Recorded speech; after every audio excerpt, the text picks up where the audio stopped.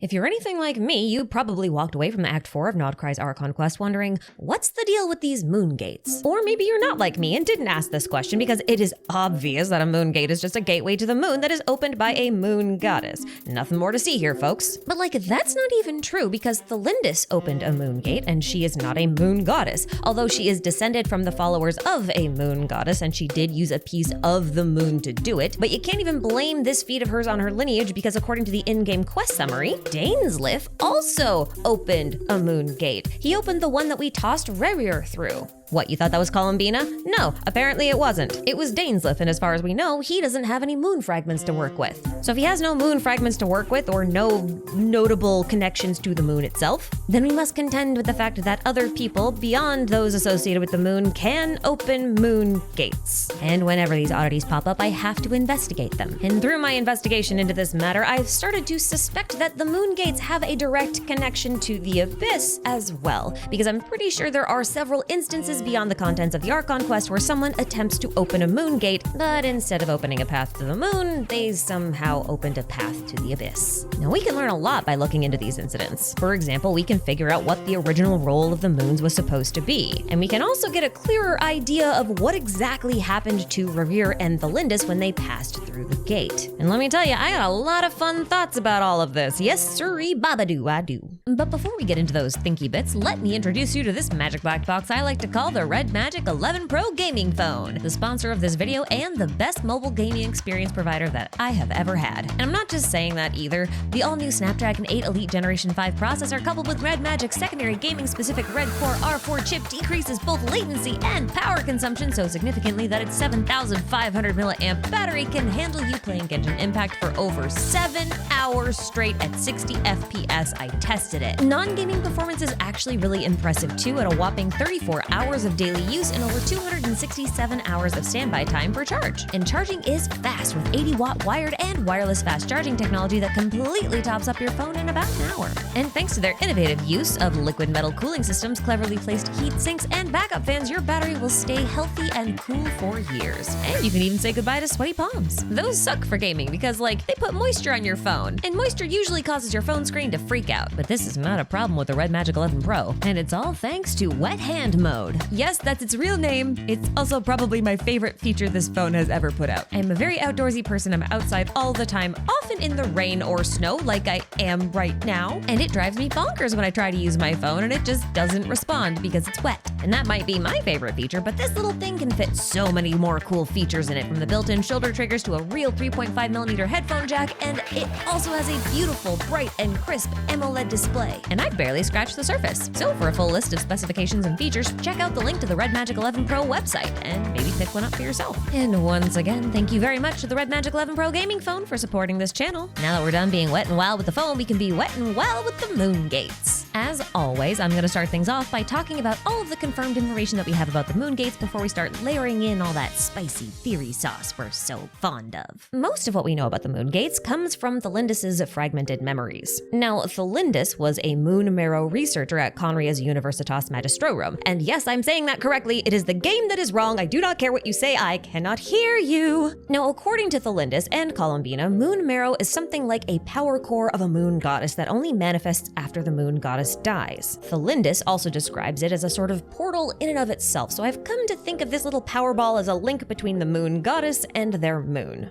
Moon marrow also appears to be sort of a mark of godhood, kind of like a gnosis, and it's also a concentrated source of Kuvaki, which is a primordial lunar draconic energy, which we could also think of as moonlight. Now, each of the three moon's marrows appears to have a different ability in addition to providing Kuvaki and opening moon gates. I say appears because so far we've only seen that the eternal moon has the power to reveal the true events of the past, as its additional ability. It is unclear at this time if the other moons have similar abilities or completely different ones, or none at all, or if they all share this one. But for today's investigation, it doesn't actually matter. Now, we've only actually seen the marrows of the eternal and iridescent moons. Not only are the moon goddesses of these two moons dead, but the actual moons themselves are shattered. If you think of the moons like an egg, then the moon marrow would be like the yolk of the egg. So if you were to crack a moon open like you would an egg, the marrow or the yolk would escape. And in this case, it fell down to Tevat and then coalesced into this little power ball. I'm using this metaphor to explain it even though it's not 100% accurate, because while it is true that the frost moon goddess is also dead like her sisters, her moon or egg was not shattered, so in theory her marrow or yolk should still be inside the moon,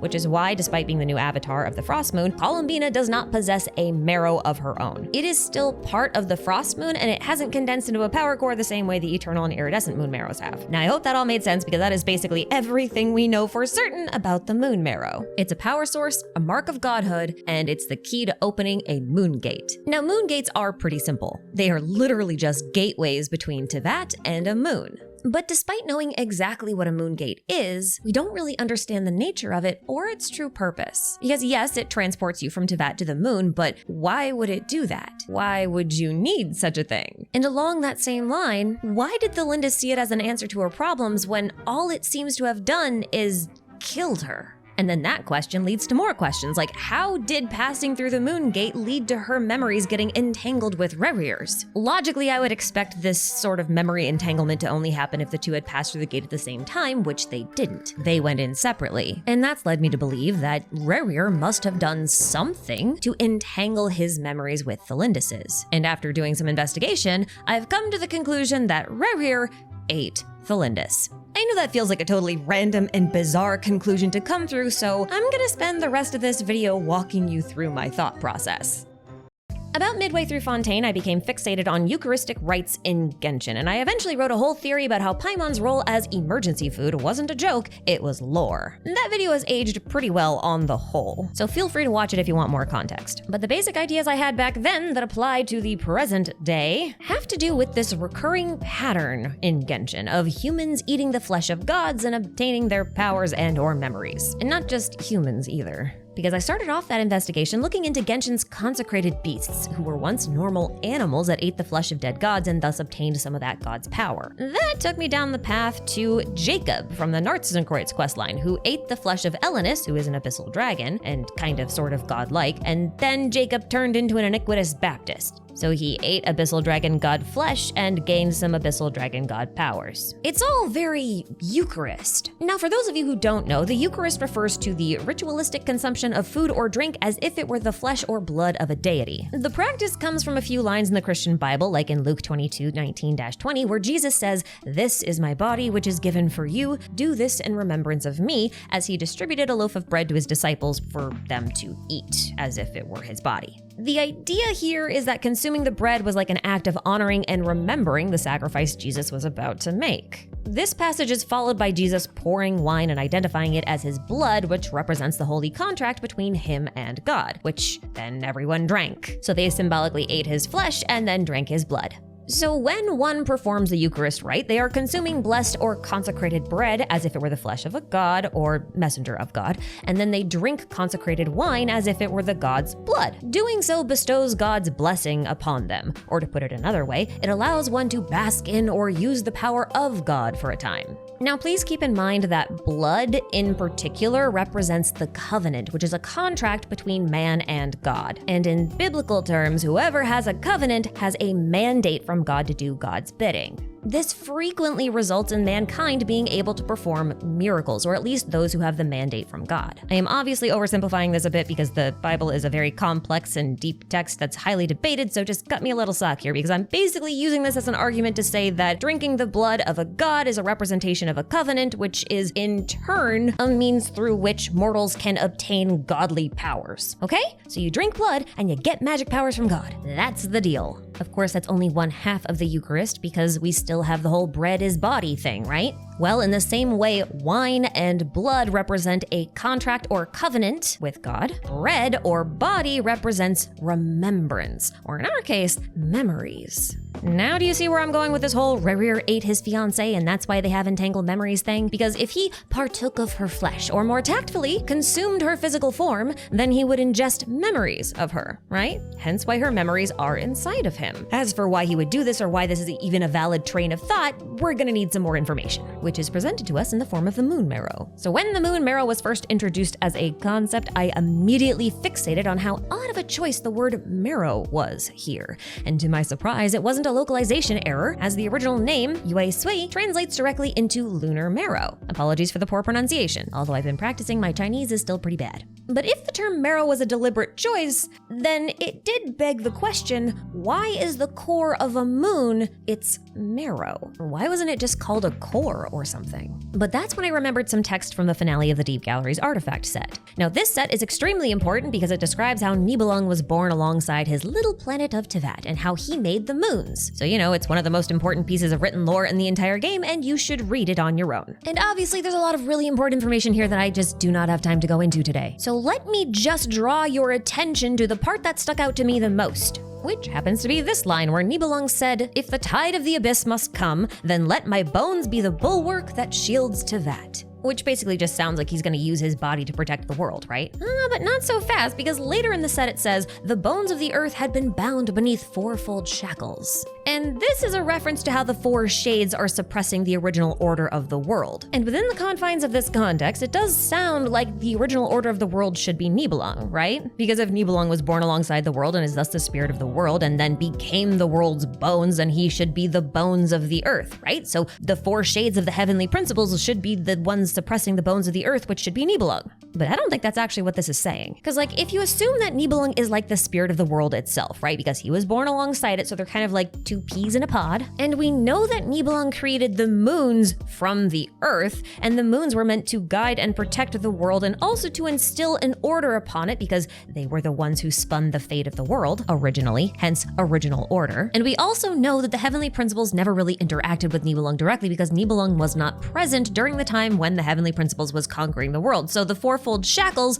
shouldn't really be suppressing Nibelung directly. And in addition to this, we know that the heavenly principles first established control over Tevat by extracting a vow of allegiance from the moons. And all of this leads me to believe that the moons are actually Nibelung's bones. They are the bones of the earth. They are the bulwark that will protect Tevat. They are the original order that the fourfold shackles are suppressing. And that is why their power source is called a marrow, because marrow is found in the bones. Now, bone marrow's job is to produce blood. Remember what blood represents in the Eucharist? Contracts. Now, a vow is a contract, and if contracts are drawn from blood when it comes to dragons and gods and things like that, then somehow the heavenly principles established an unbreakable contract with the moons by using their blood. And that blood should be the Kuvaki, because Kuvaki is produced by the moon marrow, and marrow produces blood. You with me so far?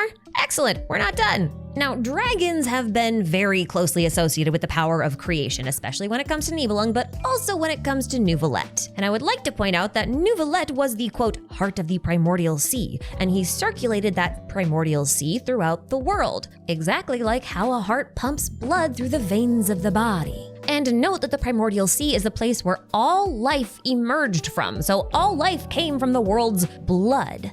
And as the judge of Tevat, Neuvillette is very invested in the integrity of contracts and making sure they are upheld. But this isn't the only place where life is created from blood. Although not explicitly stated, Kuhenki are life forms that are made directly from Kuvaki, because they are born of the moon's blessing, which means the moons made the Kuhenki from their own blood. Now we know for a fact that the heavenly principles tried to replicate this process and ended up making the Seelies from Kuvaki instead, because the heavenly principles made the Seelies from moonlight, and moonlight is Kuvaki. Now one of those Seelies, the very first one by the name of Koitar, did the exact same thing and spun the Snowland Fae from moonlight, which again is Kuvaki, which again is moonblood. And there's yet another Seelie by the name of Nabu Malikata who created an entire race of Jinn from her blood. And another one of her creations, the Simurgh, created the entire race of the Pari by diving into the remaining blood of Egeria, and Egeria was made to replace Neuvillette as the heart of the primordial sea. Do you see the pattern? Good. Now, as I mentioned earlier, blood also represents contracts, and those contracts allow a mortal to use a god's power. We're going to call this a blood blessing. And it's important to note that blessings of the moon seem to be directly tied to blood, not just Kuvaki, but like blood in general. Just to give you a couple of examples, the iridescent moon granted the Crimson Moon dynasty a very special type of blood magic known as Bale Moon Bloodfire, which has the ability to burn away memories. Likewise, the Frost Moon's blessing granted the Frost Moon Scions the power of healing by using their special silver blood. Now, I think this whole lunar blood blessing thing extends even as far as moon wheels, because I have a suspicion that moon wheels are actually congealed droplets of moon blood. Remember that moon wheels were given to the followers of the moons and allowed their recipients to wield a small fragment of the moon's powers. Consider it a mark of the covenant between the god and their follower.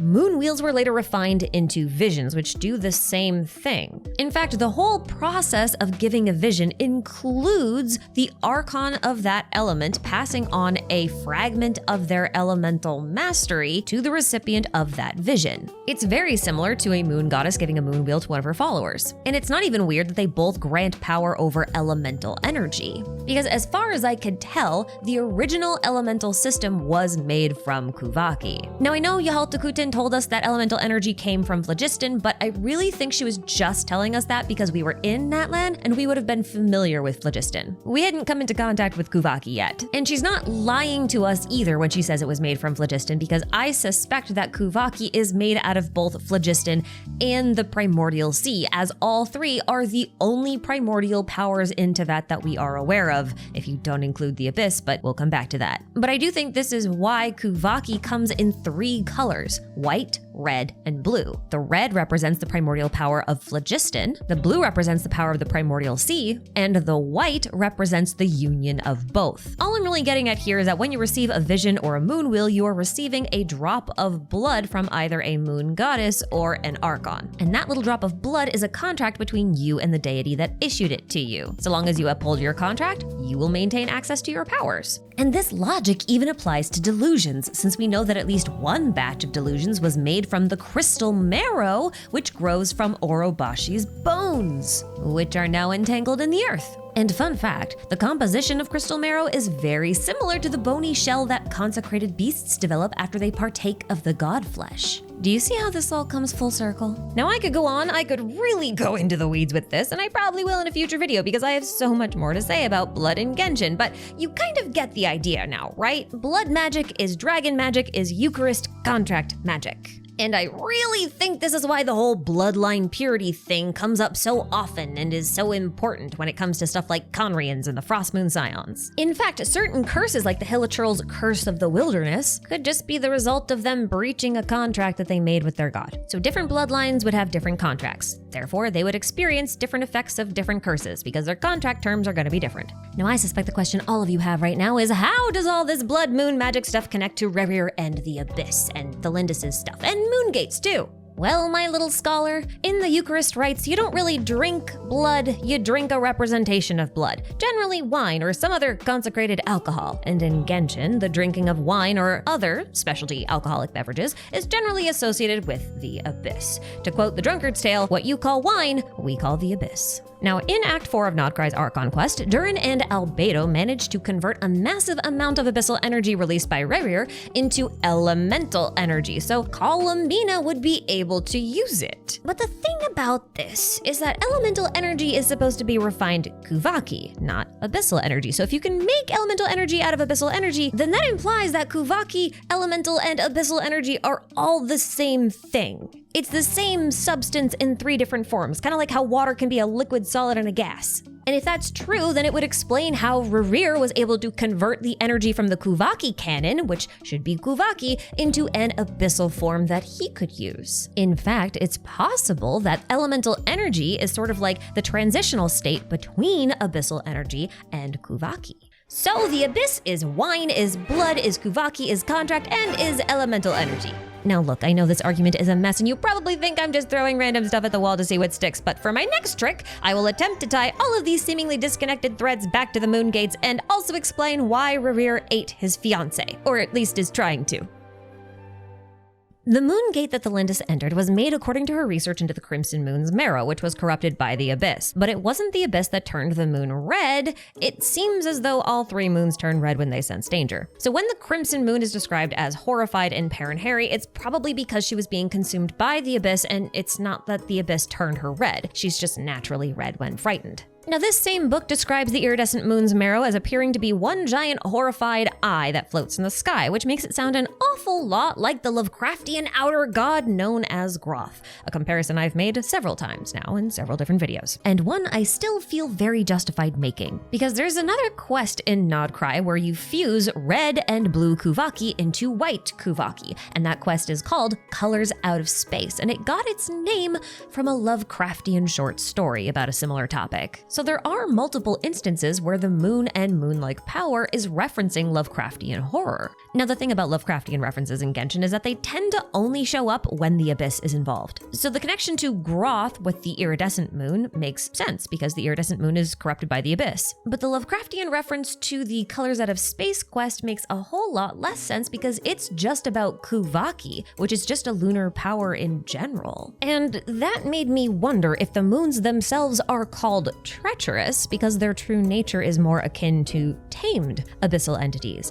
You know, like friendly eldritch horrors. Not every Lovecraftian elder god or outer god is hostile. Some of them are friendly. But speaking of this whole eldritch horror thing, did you know that eldritch just means elf-like? You know, elf as in the Fae. The same Fae that a Seelie spun from moon blood. Sure seems like there's a deeper connection between the moons and the Abyss now, doesn't it?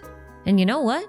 The more you look into this idea, the more a connection between the moons and the Abyss makes sense. While playing through Nod Krai's world quests, you're going to stumble on a guy called Rotwang. Now, Rotwang was originally a Conrian researcher at the Universitas Magistrorum, same as the Lindis, and during his time there, he caught a glimpse of what he called an Elysium. But this guy was also researching the Abyss at the time, and not the moon marrow, as far as we know, and he apparently saw this so-called Elysium through a portal that he called the Sign of Truth, which he later calls Aposha's Mirror. Now that name should be familiar to you as it's the name of the abyssal mark in the sky in the northern Sumeru Desert, which is very interesting because the mark of Aposha that we see is also called the Mirror that Reveals the Truth, and it's a product of the Abyss, and it also serves as a portal. Now, Rotwang was eventually exiled from Conria prior to the Cataclysm, and he ended up in Snezhnaya because he apparently saw a way to open the gate to his Elysium in Nod Krai, specifically on Hiisi Island, where the followers of the Frostmoon Scions live, and where the Eternal Moon's marrow was kept until recently. During this time, the leader of the Frostmoon Scions was trying to create a child with the purest bloodline possible in the hopes that they would possess the power to operate a super powerful mechanical artifact known as the Sampo.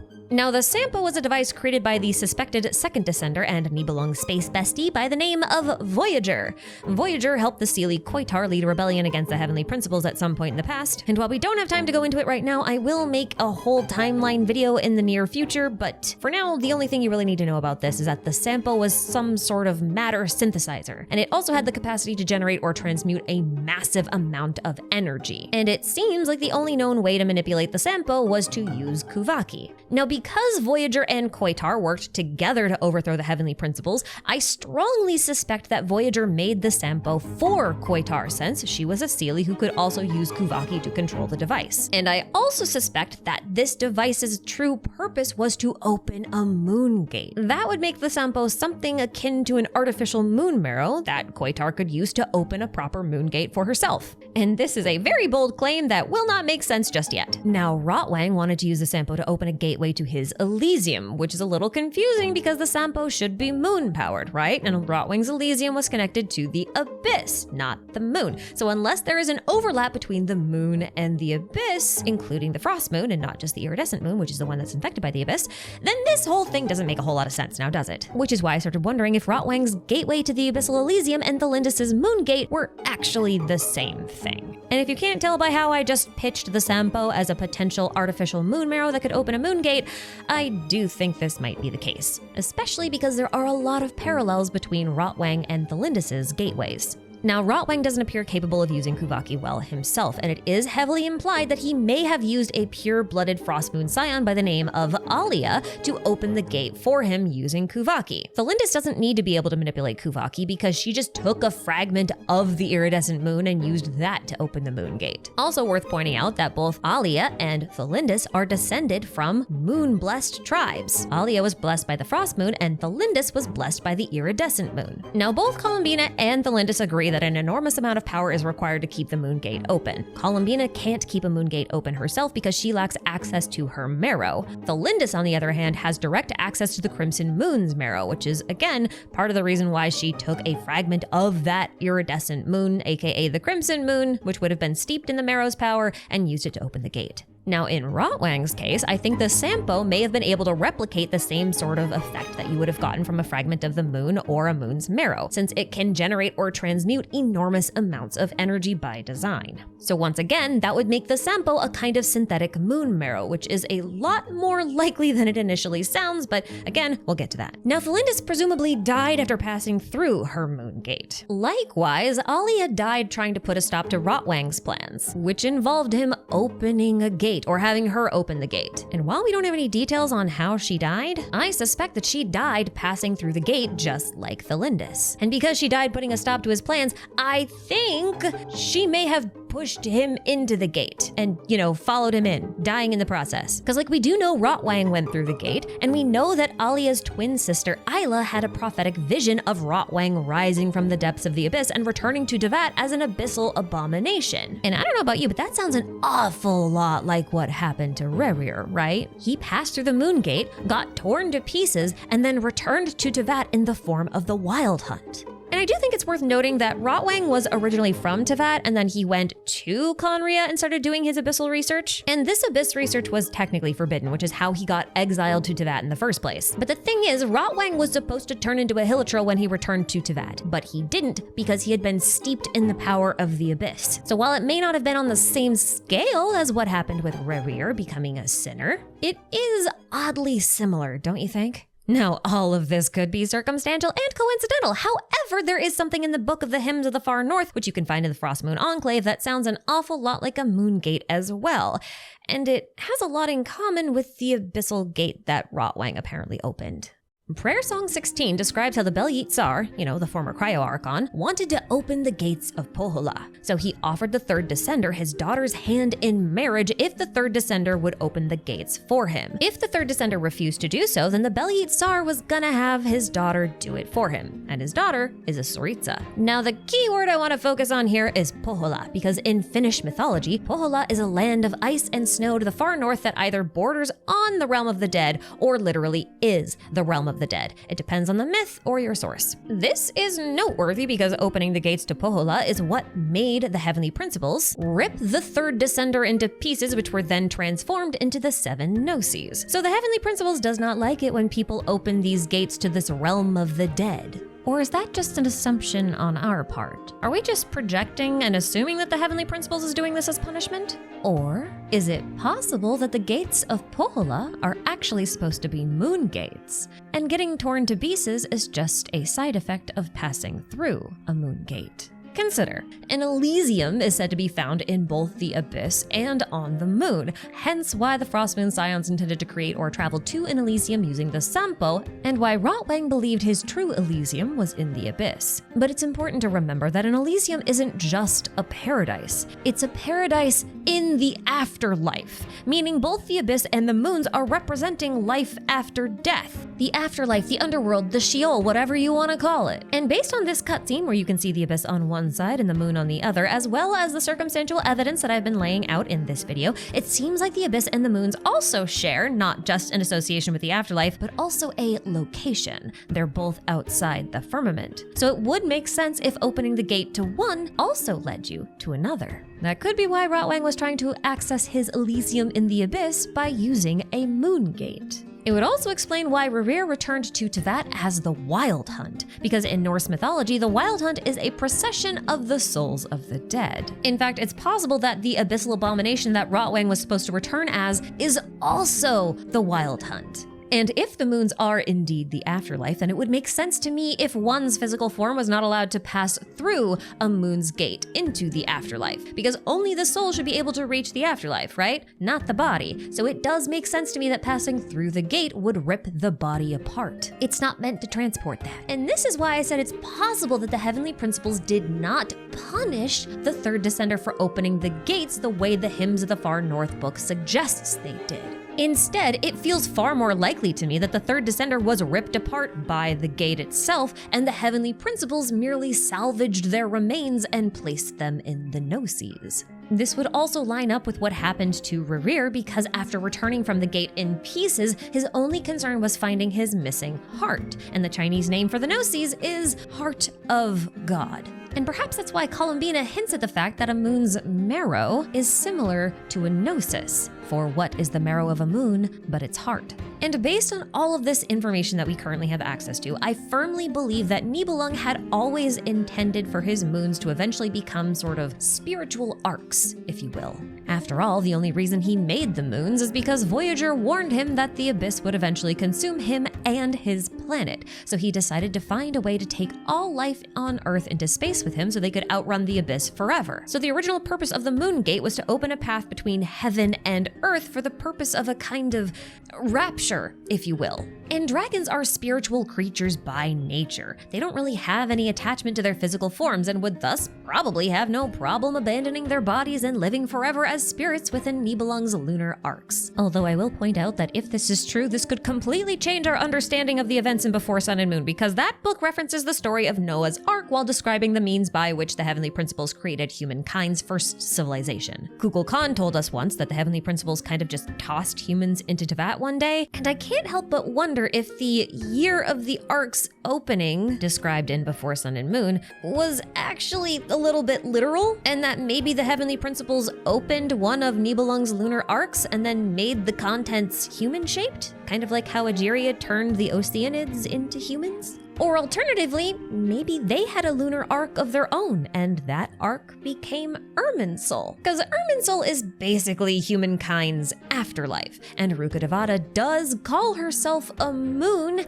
and while I do think this was intended to be more allegorical than literal at the time, I am quite curious about both her and Nabu Malikata's interactions with Deshret within this context. Because it is possible that Nabu Malikata actually opened a moon gate in order to show Deshret the truth beyond the sky when she was sharing forbidden knowledge with him. And remember, forbidden knowledge is found in the abyss. And we know that she died in the process of giving him this knowledge, just like Alia and Thelindis. And I think it's equally possible that Ruka Devada could have opened another moon gate to toss him into after he became completely corrupted with forbidden knowledge. Moon gates take an incredible amount of power to open and keep open. And what happened to her? She lost most of her power in the process of throwing him through that gate. The only reason she probably didn't die is because she had a way to access more power because of her direct connection to Irminsul. It just feels very plausible to me, given how the abyss, in this scene when she's throwing him through that gate, they turn into hands that eerily resemble the Wild Hunt.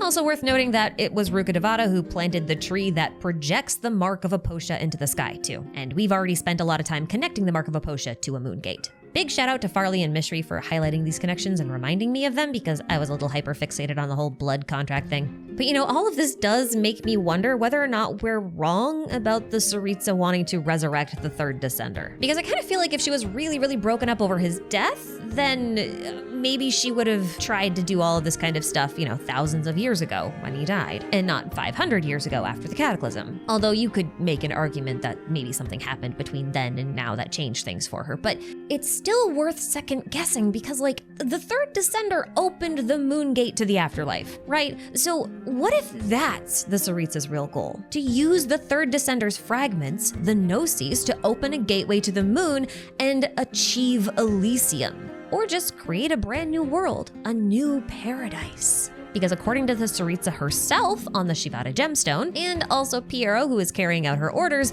they want to burn away the old world and make a new one. Perhaps a new Elysium. And if that's true, it could totally explain why the Tsaritsa was so interested in Columbina's moon powers, as weak as they were. Especially because, as I've already stated, Columbina has implied that there is a sort of similarity between the moon marrow and the Gnosis. So okay, that kind of explains all the weirdness between the Abyss and the moon gates and some oddities about the moons themselves, but you're probably still wondering, how does any of this suggest that Rerir ate Thalindis? And why did we have to go through all that blood magic contract, afterlife on the moon, and in the Abyss stuff to get there? Oh, ye of little faith, you've just gotta trust the process. There is a method to my madness, and I will explain it right now. When traveling through Rerir's memories, we get to play Chutes and Ladders with the Sinners. And Rerir's game piece takes the form of a wolf that is bound by the moon. And his title, the Rasher of Solnari, roughly means moon hunter. So symbolically speaking, Rerir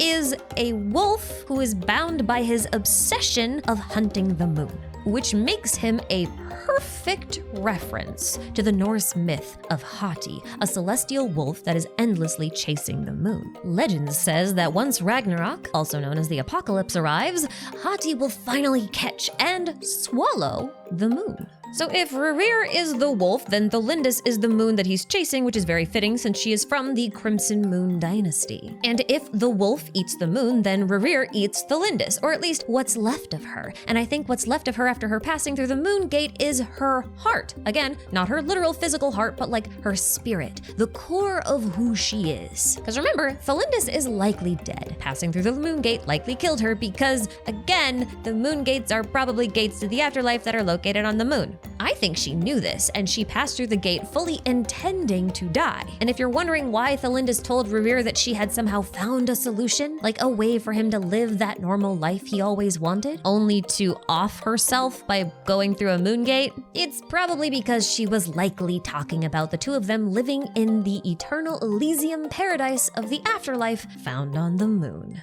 No more hunting people down, no more strife, no more struggles, just the two of them happily dancing for the rest of time. And I feel pretty confident in this assessment, partially because of how the whole cutscene went down. Thalindis passed through the gate, and then Rerir got abyssal power, reopened the gate, and suddenly, where are they? In a peaceful, perfect paradise of a scene. An Elysium, if you will. This is probably a preview of what life could have been had they successfully made it to the moon, and if the moon hadn't been shattered to pieces. Because just like the moon, the illusion shattered shortly afterwards, and the two were separated in opposite directions. And I think that Rerir wants to eat Thalindis' heart because she no longer has a body. And as Vetterfilnir said, "For as long as you live, your story with Thalindis shall not come to an end. That is the only chance you have of fighting back against fate." So if he eats her, she becomes a part of him. From the perspective of the Eucharist rite, consuming a heart means consuming the flesh, and the flesh represents remembrance, memories, right? So that's how their memories would become entangled. But also, the heart pumps blood, and blood represents contracts, and the oldest contract on earth is the contract of marriage. But this is probably not what they imagined their wedding would look like. But it's good enough for me, and I think it ties everything up quite nicely, so let's call it a day. Oh, big thanks to Red Magic for sponsoring this video, and another thanks to my channel members for patiently supporting my nonsense. I love you guys. And a final thanks to you for watching. Take care of yourselves out there, and if you follow this trail of Moonblood, maybe you'll find me in the next one. Happy hunting!